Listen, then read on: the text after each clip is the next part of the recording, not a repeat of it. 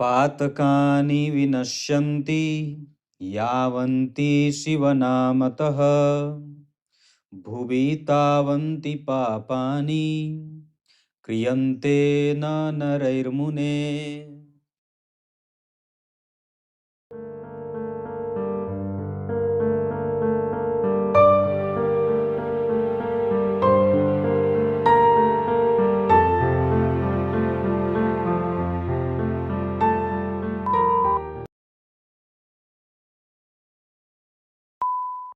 प्रिय दर्शकों नमस्कार, एक बार फिर से उपस्थित हूँ आप सबके सामने गुरुवार के कार्यक्रम में। नक्षत्रों की कड़ी को आगे बढ़ाएंगे और बात करेंगे पूर्वाषाढ़ा नक्षत्र के बाद उत्तराषाढ़ा की। इस नक्षत्र के स्वामी देवता साक्षात भगवान नारायण के प्रकाशावतार सूर्य नारायण हैं। जो जातक उत्तराषाढ़ा नक्षत्र में जन्मा होता है वो आकाश मंडल के उस भाग से प्रभावित होता है जो आकाश के 266 अंश 40 कला या 266 डिग्री से लेकर के 280 डिग्री के मध्य में जो आकाश की सीमा है 266 से 280 डिग्री तक, ये पूरा जो क्षेत्र है ये उत्तराषाढ़ा नक्षत्र के अंतर्गत आता है, जिसके स्वामी देवता सूर्य नारायण है। तो सामान्य बात है कि जिस जातक का जन्म उत्तराषाढ़ा नक्षत्र में होगा वो सूर्य से प्रभावित होगा। अब चूंकि आप लोग ये भी जानते हैं कि किसी भी नक्षत्र के 4 चरण होते हैं, जिनमें इस नक्षत्र के पहले चरण के अधिपति देवगुरु बृहस्पति, इस नक्षत्र के दूसरे चरण के अधिपति शनिदेव, इस नक्षत्र के तीसरे चरण के अधिपति भी शनिदेव ही होते हैं, और इस नक्षत्र के चौथे चरण के अधिपति साक्षात वापस फिर से देवगुरु बृहस्पति ही हो जाते हैं। अब सामान्य बात है कि उस उत्तराषाढ़ा नक्षत्र पे सूर्य, गुरु और शनि का प्रभाव है। इसका अर्थ अब यहां से ये भी निकलेगा कि जिस जातक का जन्म उत्तराषाढ़ा नक्षत्र में हुआ हो उसकी कुंडली के लिए इन तीनों ग्रहों का बलवान होना अब महत्वपूर्ण हो जाएगा। और इतना ही नहीं, ये इन तीनों ग्रहों के प्रभाव से प्रभावित भी होगा। इसका सीधा और स्पष्ट अर्थ निकलेगा कि जब आप देवगुरु बृहस्पति को एक जगह बिठाते हैं, एक जगह शनिदेव को बिठाते हैं और एक जगह सूर्यदेव को बिठाते हैं, तो आपको तीनों ही ग्रहों के प्रभाव से एक चीज जो निकल के आएगी कि व्यक्ति धर्माधिकारी होगा, क्योंकि गुरु और सूर्य सात्विक प्रवृत्ति के ग्रह होते हैं। शनिदेव तमस तत्व की प्रधानता वाले मलेच्छों के कारक भी होते हैं। इसका अर्थ होगा कि इस उत्तराषाढ़ा नक्षत्र के दूसरे और तीसरे चरण पे शनिदेव का प्रभाव है, और जिस जातक की कुंडली में शनिदेव अगर कमजोर होंगे तो उसको धर्माधिकारी बनने में दिक्कत होगी, या वो फिर अपने कर्तव्य अकर्तव्य का बोध संतुलित तरीके से नहीं कर पाएगा। मेरे कहने का यहाँ पे अर्थ ये नहीं है कि दूसरे और तीसरे चरण में जन्मे लोग बुरे होते हैं या फिर ऐसे वैसे होते हैं, पर इनमें निश्चित रूप से शनि के प्रभाव में प्रभावित होने के कारण क्रूरता, कठोरता और आलस्य की प्रवृत्ति भी कई बार बढ़ जाती है। कहीं नहीं जाना है, बिल्कुल बन के रहिएगा, अभी और भी चर्चा होगी इस उत्तराषाढ़ा नक्षत्र पे ऊपर से। पर कार्यक्रम के आरंभ में जो मैंने श्लोक पढ़ा है, किसी ने कल कमेंट में लिखा था कि पंडित जी जो आप श्लोक पढ़ते हैं उसका अर्थ आरंभ में ही बता दीजिए। पर मेरे ऑफिस के लोग हैं वो कहते हैं कि नहीं, कार्यक्रम के अंतिम में श्लोक बताइए, इससे कार्यक्रम की जो एवरेज व्यू होती है वो बढ़ती है और लोग आपका कार्यक्रम अंतिम तक देखते हैं। पर मुझे समझ में नहीं आता, पर मुझे भी लगता है कि कार्यक्रम के अंतिम तक देखने का भाव होना चाहिए। और मेरे बहुत सारे दर्शक जो नियमित हैं वो मुझे इस वजह से भी जानते हैं कि मैं संपूर्ण गीता पहले अध्याय से लेकर के 800 श्लोक जितने गीता जी में हैं वो सारे 18 अध्याय सारे मैंने एक एक करके पढ़ लिए हैं। अब शिव पुराण की बारी है तो अंतिम में ही देखना चाहिए, अंतिम में ही ठीक रहेगा, इससे आप लोग थोड़ी सी ज्योतिष की जानकारी भी सीख लेंगे। तो आइए बात करते हैं उत्तराषाढ़ा नक्षत्र की। मैंने बात कही 266 डिग्री से लेकर के 280 डिग्री के मध्य का जो क्षेत्र है वो उत्तराषाढ़ा नक्षत्र का है। इस नक्षत्र के ऊपर सूर्यदेव का प्रभाव है। वस्तुतः हमारा मस्तिष्क और उस मस्तिष्क में जितनी भी सिराएं होती हैं, जो तार, नसों की जो तारा, दो तारे, नस रूपी जो तार बने हुए हैं, उनसे ये प्रभावित होता है। जो विश्व भर के देवता हैं, वही इस नक्षत्र के स्वामी देवता हैं। विश्वेभ्यो देवेभ्यो नमः। ओम विश्वेभ्यो देवेभ्यो नमः। विश्वे देवा, जो देवताओं का समूह है, उनकी पूजा करनी चाहिए और इस मंत्र का जप करना चाहिए। कपास की जड़ अपने गले में धारण करनी चाहिए और निरंतर अपने हाथ से शुभ पुण्य तिथि पे, पुण्य तिथि जब हो, जैसे कोई बढ़िया मुहूर्त हो जाए, पुष्य योग हो जाए, गुरु पुष्य योग हो जाए, रवि पुष्य हो जाए, है ना, अभिजित मुहूर्त बन रहा है रोज दिन, उसमें हो जाए, द्विपुष्कर योग हो जाए, त्रिपुष्कर योग हो जाए, ग्रहण काल हो, संक्रांति का काल हो, है ना, द्वादशी का हो, तो इन सभी कालों में निश्चित रूप से जातक को रुई, बत्ती, पूजा पाठ की सामग्री, चंदन की लकड़ी और सुगंधित इत्र वगैरह का दान ब्राह्मण को करना चाहिए। ऊनी वस्त्र भी दान करना चाहिए। ये उत्तराषाढ़ा नक्षत्र के लोगों को। उत्तराषाढ़ा नक्षत्र के जन्मे लोगों में सैद्धांतिक लक्षण बड़ा बढ़िया होता है। वो दूसरों की प्रगति देख करके जलते नहीं हैं। ये स्वतः संतुलित होते हैं। इनको कभी किसी से कोई विशेष इच्छा नहीं रहती कि वो मुझे देगा या फला व्यक्ति मुझे कुछ देगा। इनकी इतनी अच्छी बात होती है। इन नक्षत्र में जन्मे जातकों में एक बड़ी विलक्षणता ये होती है कि ये सदैव लक्ष्मीवान बने रहते हैं। इनको कभी किसी से बहुत ज़्यादा, बहुत कम बार ऐसा देखा जाता है कि इनको कभी किसी से उधार लेना पड़े। ये सदैव दूसरों को ज्ञान देने वाले, समाज में प्रतिष्ठित, दाम्पत्य अच्छा बिताने वाले और रोगी थोड़े से होते हैं, पेट के रोगी होते हैं।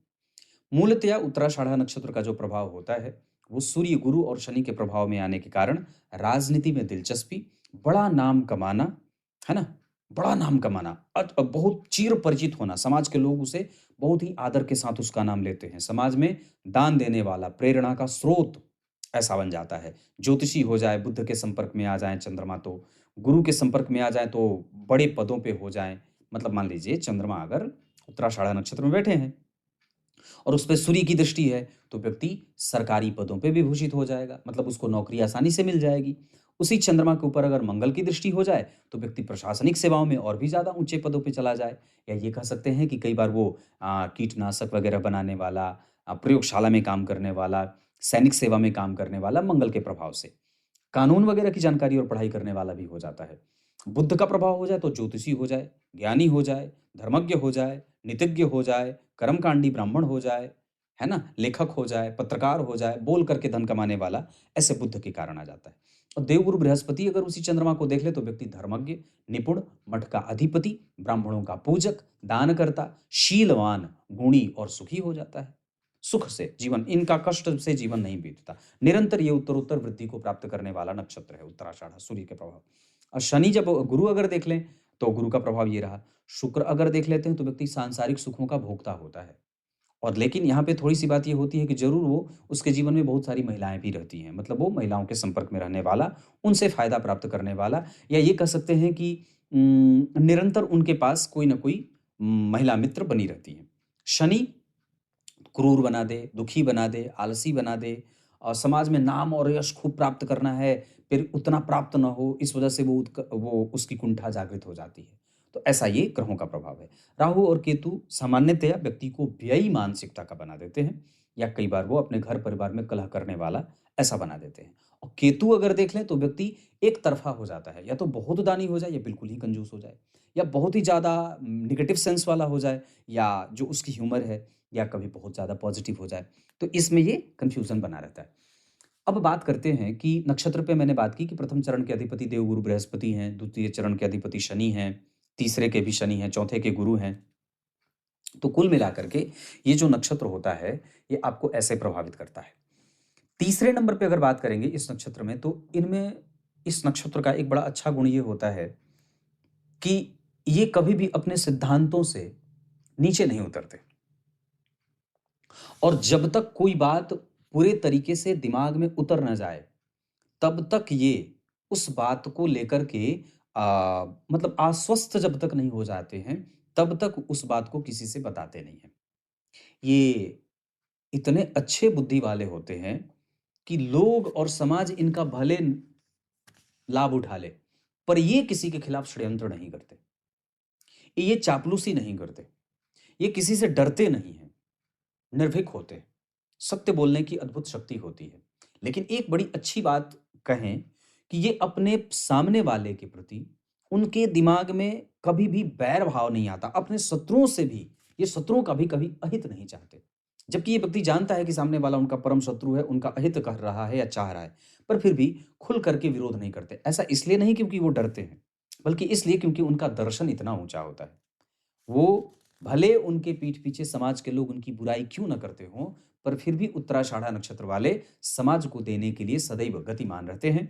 और बल्कि कई बार तो ये अपने परिवार को भी नीचे रख करके, पीछे रख करके समाज, लोग, परिवार, कुटुंबजन इनको आगे रख देते हैं। तीर्थ यात्रा भी करेंगे तो अकेले न करके 25 लोगों को लेके जाएंगे। हमेशा इनकी उत्कंठा रहती है, जिज्ञासा रहती है कि साथ में तीर्थ करने जाएं, परिवार को बांध करके रखा जाए, लोगों को संतुलित करके रखा जाए, समाज को कैसे अच्छा दिया जाए, दानी बनाया जाए, सुखी बनाया जाए, लाभान्वित कैसे किया जाए। ये उत्तराषाढ़ा नक्षत्र का प्रभाव है।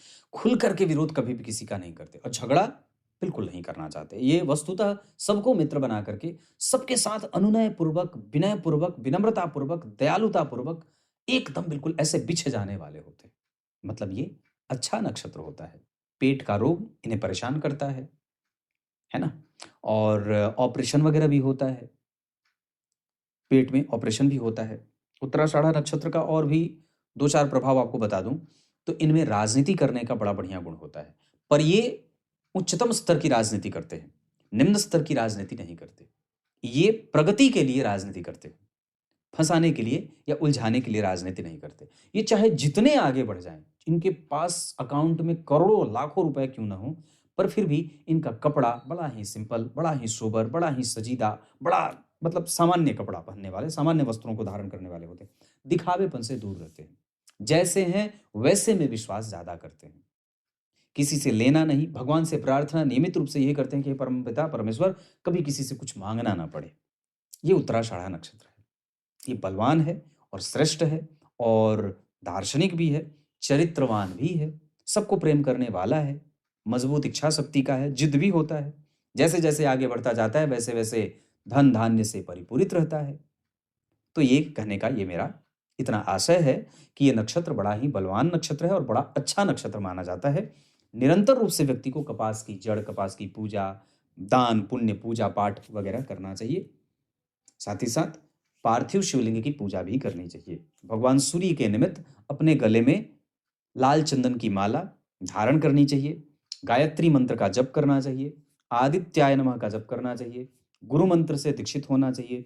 सूर्य मंदिर का दर्शन करना चाहिए। सूर्य को पीले पुष्प की माला अर्पित करनी चाहिए।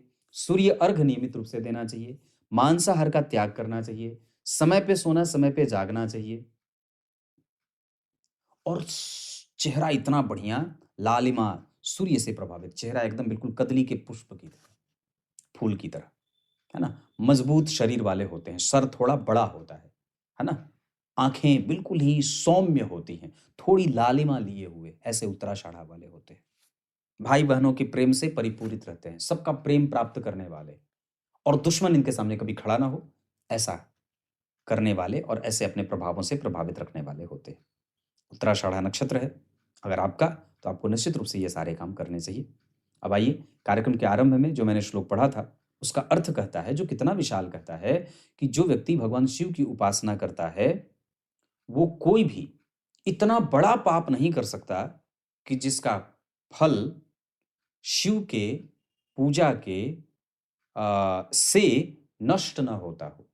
मतलब सर्वोत्तम परिणाम भगवान भोलेनाथ की उपासना व्यक्ति को देती है और संपूर्ण बनाती है। तब तक के लिए बहुत बहुत नमस्कार।